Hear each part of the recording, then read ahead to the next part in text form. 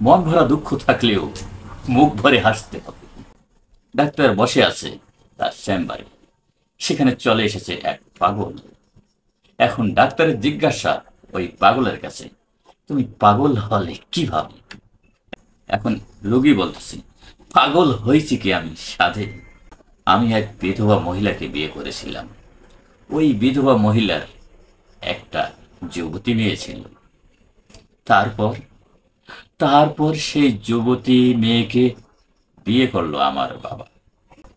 এখন আমার মেয়ে হয়ে গেল আমার মা।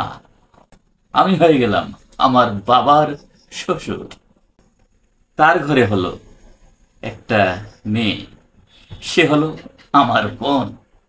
কিন্তু এদিকে আবার আমি তার নানির জামাই, সেদিক দিয়ে সে আমার নাতনিও। এর কিছুদিন পর আমার ঘরে হলো একটি পোলা। এবার আমার পোলা হইল আমার বাপের শালা, আর আমি আমার পোলার ভাগিনা। ডাক্তার তো এসব শুনে হয়ে গেল থ। তারপর সেই থ অবস্থা থেকেই একেবারে রোগীকে বলল, চুপ কর চুপ কর, আর এসব বলে আমারে পাগল বানাইস না। আমিও তো তোর এই কথা শুনে পাগল হওয়ার পথে।